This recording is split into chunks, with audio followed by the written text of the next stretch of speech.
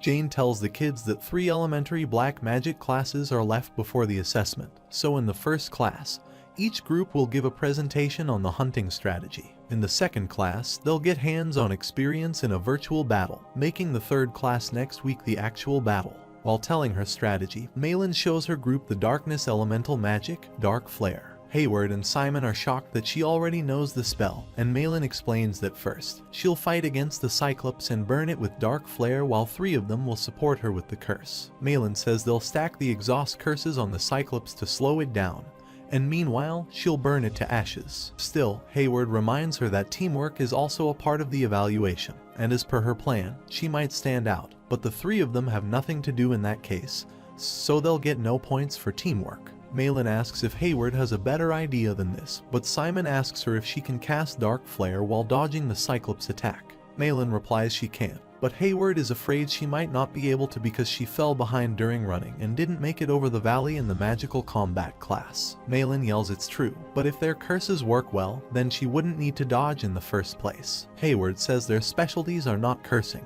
and she is the catarology person in their group. Suddenly Simon stops them and suggests since summoned creatures are allowed, he'll draw the attention of the Cyclops with them as much as he can, and if Kami and Hayward can use their majors, they'll support as best as they can. When Simon asks what she thinks Kami can do with hematology, Kami says hematology specializes in attacks that change quickly, so she thinks she should support with curses. When Simon asks what Hayward will do, Hayward says he'll just practice exhaust for the whole week. Suddenly, the bell rings, and Jane tells the students to prepare a 10-minute presentation on the strategy against Cyclops for the next class. The role of each member and the black magic being used must be specified in the presentation materials. During the next class, Professor Langstrauss tells the kids it's their first class with him, and he'll teach them toxicology. Lang starts the lecture, but the students are bored in his class. When he says they'll be making low-grade poisoning potions, the students get attentive. Suddenly, Lang starts coughing badly, so his teaching assistant, Francesca Belmond, tells him that she can handle the class and that Lang should rest.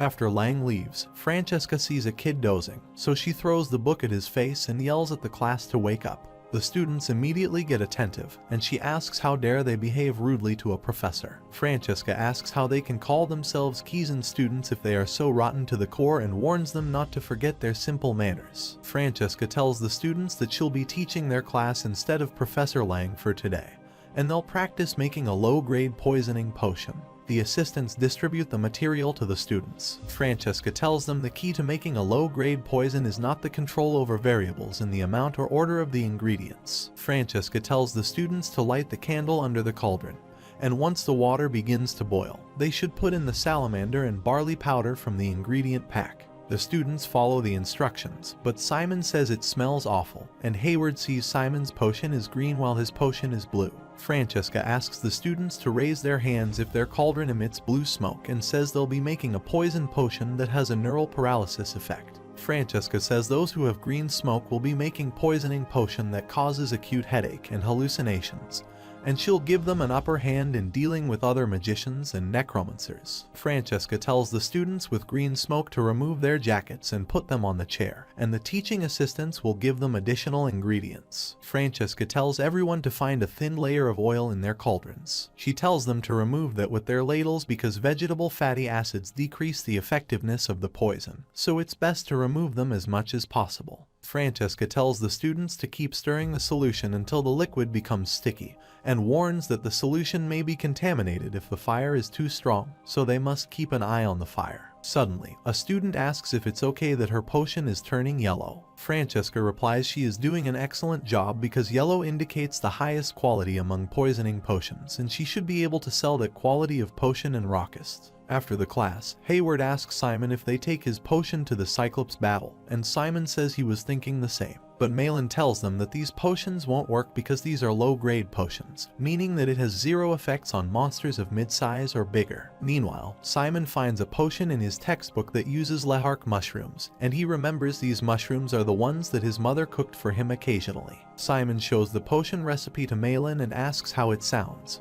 so she reads it and says she thinks this would work as long as they can make it. Simon gets excited, and Malin says this potion temporarily paralyzes tendons and contracts muscles, and it's called Nervier. Nayland shows them the book and says Nervier works for monsters small and medium in size of level 3 or above, so if they use it against Cyclops, they can slow its movements. Simon reads its application is to make the target drink it or use it on the wound, so they plan to use the summoned creature to make a wound on Cyclops and then throw a bottle there. They plan to make it, but the issue is the ingredients. Kami says they can find basic ingredients at Kizan, but lehark mushrooms, blood slime, and silk vines are difficult to find.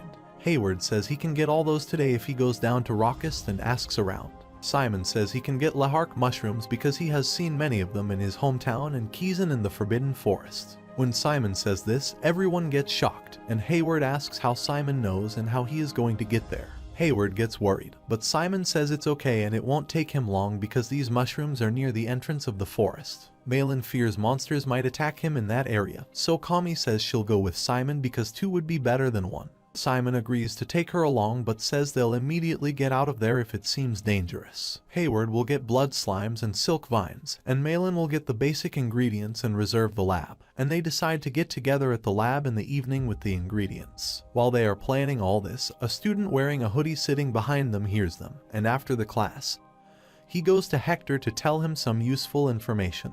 After school, Simon and Kami go to the Forbidden Forest to get the mushrooms. Hayward showed a secret way to Simon and Kami from the stable a while ago, which goes outside Kizan. While heading towards the forest, Simon says Kami looks excited, and Kami says it's because she loves taking walks at night, from which Simon remembers she is a vampire. Kami thinks it's late, but she thanks Simon for helping her in the magic combat class because he is the only one who helped her while others ignored her. Simon tells her he only did what he had to, and suddenly he sees the lehark mushrooms there. They get happy because there are many of them, and Simon decides to take all of them because they don't know how much they need. They immediately pick the mushrooms, and when Kami asks Simon what brought him to Kizan, he replies that the initial reason was because his parents sent him there. But once he started school, he began to have thoughts and goals. After learning about summonology, Simon wants to become a necromancer. Suddenly, they hear some noises and immediately hide behind a stone.